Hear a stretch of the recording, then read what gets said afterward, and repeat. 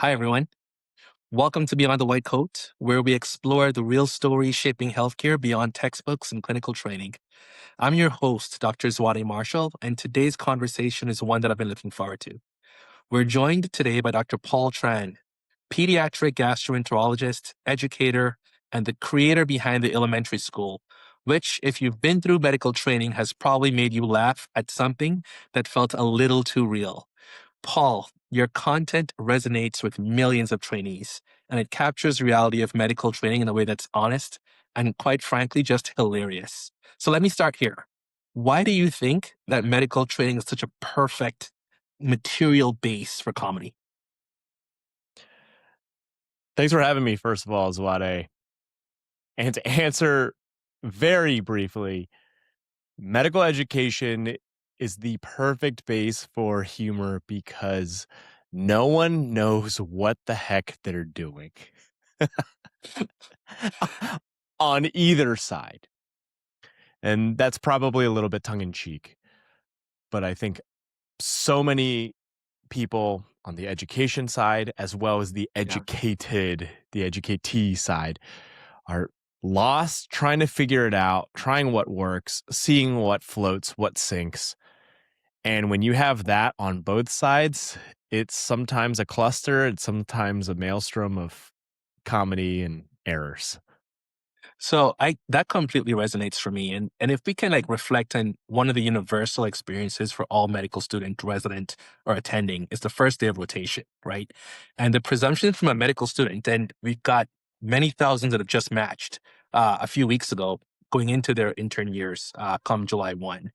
And you presume that that resident who's above you as the intern knows exactly what they're doing, that second year or senior knows what they're doing, that chief knows what he or she's doing, and that the attending is perfectly skilled and capable of doing all the things you want them to do. But we're all in this educational continuum, and it's likely day one for that new role, that new phase in our lives. And I felt like I was starting over at each milestone. So it's rife for humor, but it's also, I think, a coping mechanism and just a fun way to learn when you can laugh at yourself and make content come alive and resonate with people. Not only laugh at yourself, but also laugh at what you have to go through, and then find solace and comfort in the fact that everyone else is going through the exact same thing, maybe in a different context, maybe in a different order of operations. But that feeling of imposter syndrome between medical school all the way to attendinghood, it only grows. And now, As as you an advance attending along. myself, I will say there is no imposter syndrome like having your name on an order or telling a patient something and no one is checking you. Maybe the insurance companies, but until you get that letter back from them or that denial, you are the one whose name is on everything. And that is sometimes overwhelming. That's kind of how I knew that I wasn't fit for academic medicine. Because the professors that I had that I admired the most, that I learned the most from, I was too different from them, right? Like I remember being in the operating room and having an attending at Brigham and Women's who stayed outside of the OR and observed me from a distance. And I struggled with this case. Like I couldn't get the tube in. And she let me try and fail and try again. And she must have known that she can reverse anything that I did wrong. But I just am not built that way. How did you figure out what your educational persona was going to be? And when did you figure that out? Because you're clearly a very dynamic human. Like you're full of wit, you're brilliant, and you bring content alive to folks that interact with any of your platforms. What was it, when was it that you realized that you've got this gift of educating others, but entertaining them at the same time? Well, it's really when AI told me so. I was like, what kind of persona do I want? And all three platforms, Claude, ChatGPT, Oh, Gemini, you they're all really did like, you this. You plugged it you into an wanna algorithm. try this guy. I I'm still learning, to be honest. I'm still learning how to be an effective educator. I am also doing trial and error. But one of the cool things on a serious note is everyone has to try to find their craft. And when you find your craft, you take pride in your craft. And when you take pride in something, over time, passion grows. And I really take pride in how I approach my students, how I approach residents and fellows, how I approach my patients, really how I communicate to all of them effectively. So I play a game with myself. It's with a patient. How do I find the best spiel possible to explain chronic constipation? How do I find the best spiel possible to describe a disorder of gut brain interaction like irritable bowel syndrome, IBS? With a student, how do I quickly and concisely and effectively describe pyloric stenosis or what the difference is between an ileus and a small bowel obstruction? And I will try every analogy possible, every vivid picture or imagery, metaphor possible, because that's the way I think, a little bit as a storyteller, a little bit as a creative. I think in analogies, metaphors, but then it's a game. How can I find the best possible one to explain this where people are like, huh, I've never thought about it that way. And then when it works, I just use it over and over and over again. So maybe it was just learning the recipe for repetitive success, which is like, I don't have to reinvent myself. I just try to be creative until I find something that works. And then I just beat a dead horse and use it over and over and over again until someone says that's not working anymore. As you say Yeah, this, I don't know. I'm visualizing like a comedian practicing a comedic routine and taking notes at what joke landed and which ones didn't, and then honing the ones that do. Uh, is it does feel like sometimes content creators have to put on a persona.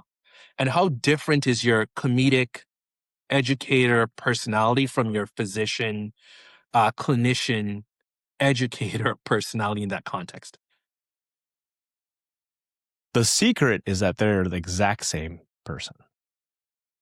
One of the things that I say a lot is I'll say some pearl of wisdom, maybe to a fellow, like um, an endoscopist knows their tools. You can't be a good proceduralist until you know your tools. And I'll have them repeat it back to me, and they'll say, and I'm like, that's so important. It's tattooed on my lower back. And I've said that so many times now. My fellows are like, how much is tattooed on your lower back? I'm like, you'll never know. It's like Prison Break, that old show Prison Break where the guy busts his brother out of jail and he's tattooed the blueprints to the hospital all over his body. That's literally, I have a textbook that's tattooed on my lower back in tiny microscopic font.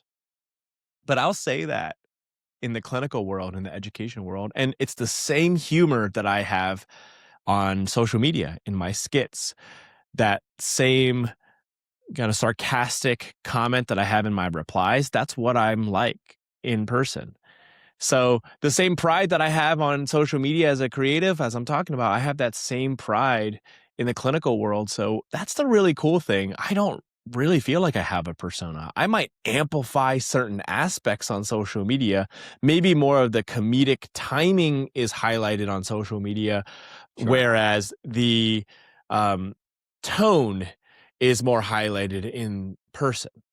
The dad jokes are highlighted more in person, whereas the, crafted improv line is more on social media. So they're just different facets to me, but they're all me.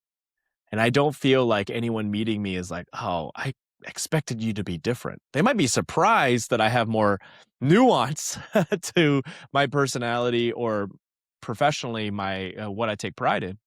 But I think people are like, oh yeah, this is a cool version of what I expected. Sure. And did your desire to kind of educate and be an educator clinician evolve while you were in training after you already picked medicine and pediatric gastro? Or were you entertaining before? You always had this kind of big personality. You were always kind of like teaching and helping folks to kind of get content and understand concepts. And then you chose a field that kind of butterflied well into what your natural talents were. That's a really interesting question. I would say always started as an educator first, although I had some seeds planted early on along the way that I've picked up to help me be a creative. And I've never considered myself a creative, but I grew up figure skating. I was a competitive figure skater, and I very much performed as a single skater. I was always kind of the showman type. I skated to Pirates of the Caribbean, and I always had more of the performance for the crowd and ham it up for the crowd rather than that Sure. technician. I in residency, actually in medical school, I got tired of presenting PowerPoints to my classmates. So one day in the first year of med school, I got in front of them, and instead of presenting in a PowerPoint about adult lung cancers, I went up there and started rapping. So, I'm there, and I just start playing music, and uh, they're like, "Is that Kanye and Jay-Z?" I'm like, "Yes." And I just go, "Cough so hard those docs want to find me.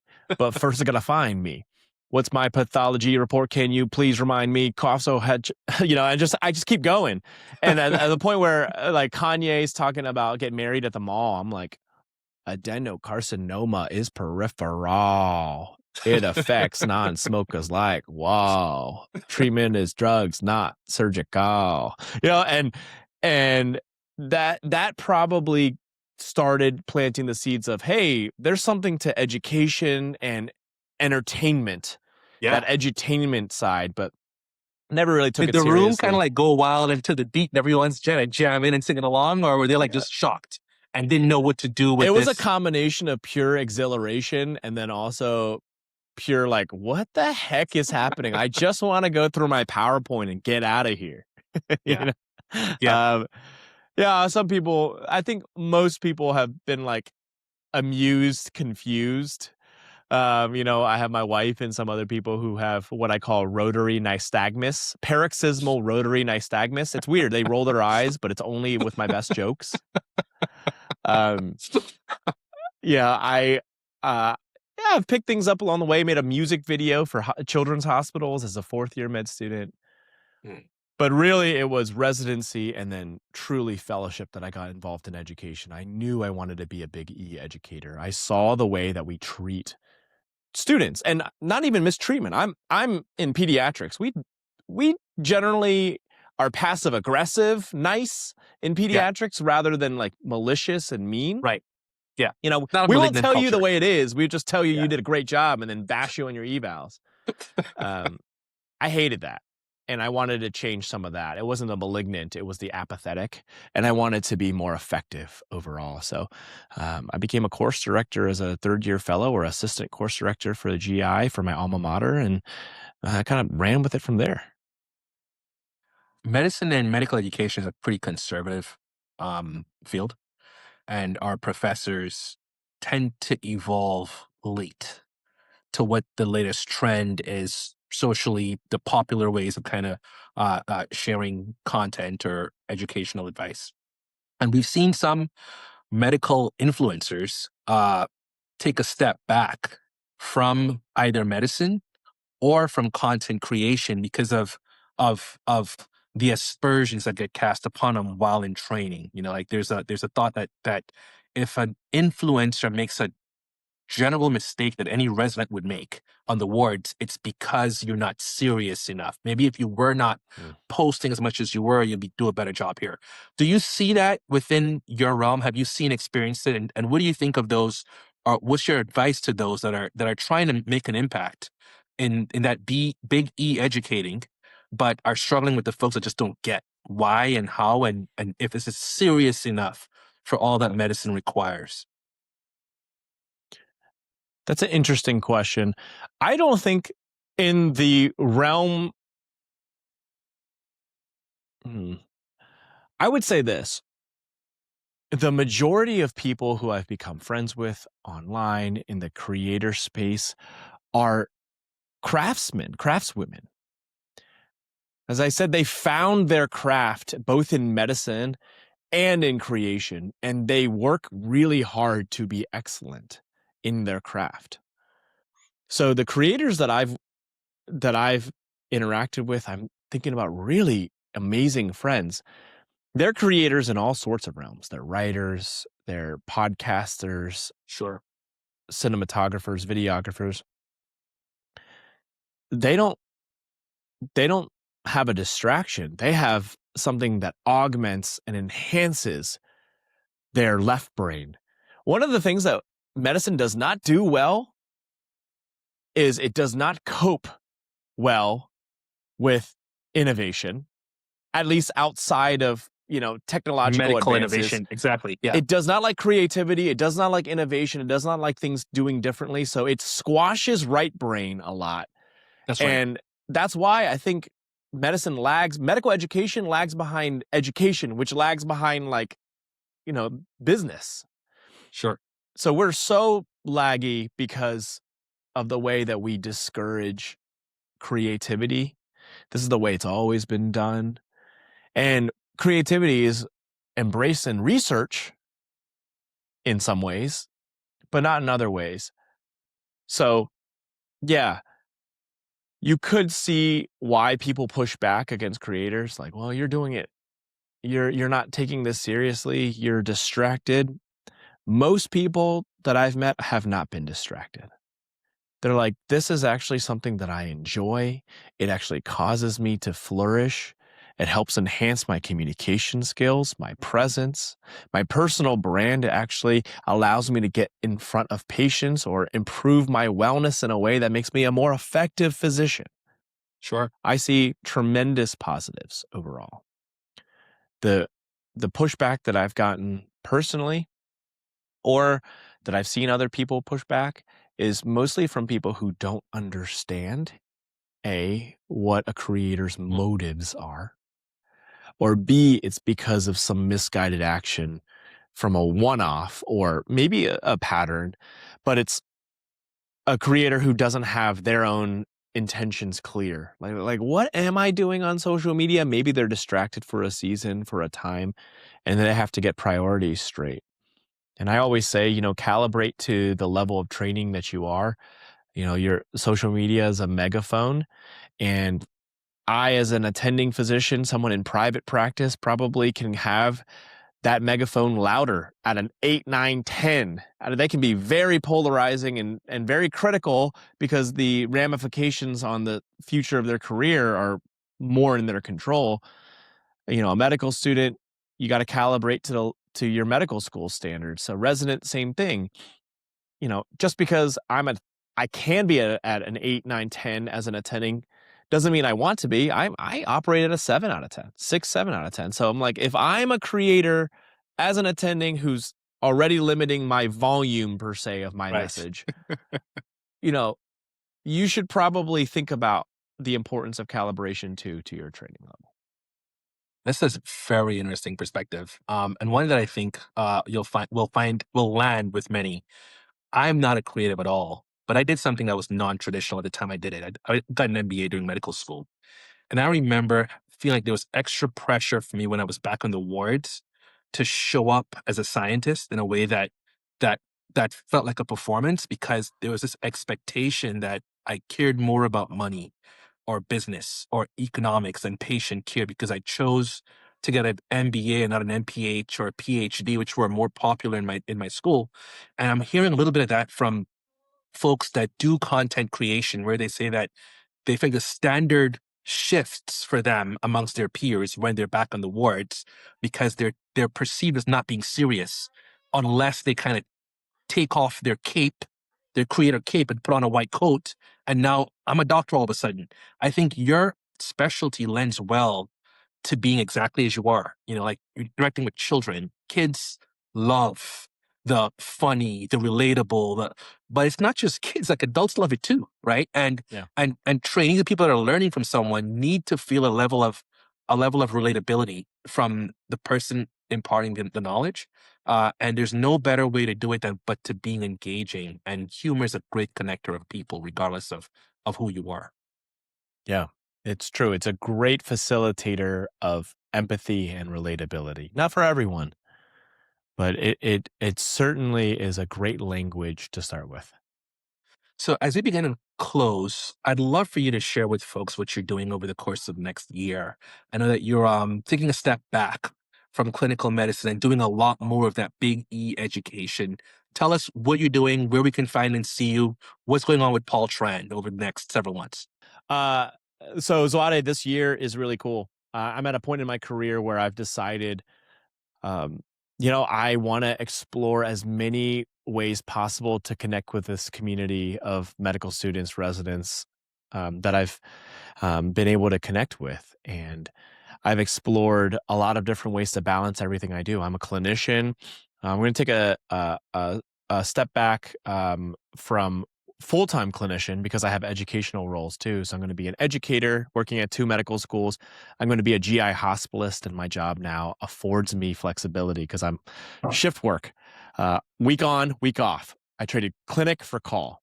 So in between that, I'm going to try to travel around the country and connect with my community, visit medical schools, medical students, residency programs, residents in person, really encourage, empower, inspire as much as possible, and continue what I've done on social media where I think impact happens in real life, over a drink, over, breaking bread at a table, over, games, whatever it is, just meeting people in person, being able to shake their hands. And I'm really excited to do that because I say in the age of AI, I want AI to stand for authentic interaction. And that happens in person, not virtually. So starting that, I have commencement speeches, 2, one at Medical College of Georgia and one at UC Davis next month. I'm going to be traveling to the East Coast, going to be going to Australia this July to visit the Australian Medical Student Association and their convention. So I'm just excited, and I hope I get to meet more and more people in person and come to a city near you. Fantastic, man. How do we keep in touch and know where you're going to be and when? How do we follow along? Really, my socials, Alimentary School on TikTok and Instagram, YouTube's. I've long had a YouTube desire, and I've been getting more and more and more clips ready so that I can just launch YouTube and be ready to go. But primarily through socials, and then my website is coming out, aliment.school.com, in the next couple weeks. Awesome. 4 quick fire questions for you as we close. Best and worst rotations for you as a medical student. Interesting. Worst rotation was OB. And best rotation for me was neurology, I think. Funny. Yeah. Why OB is the worst? The residents I worked with were completely overworked, completely run to the ground, and unfortunately they took it out on me. It's funny how that can impact what you like for your future career. For me, that rotation was surgery, where they were Yeah. overworked, unhappy, and kind of stuff rolled downhill, and it Yeah. completely turned me off of it. What is the most overrated bit of advice that medical students get? The most overrated piece of advice. Oh, that's a good. Um,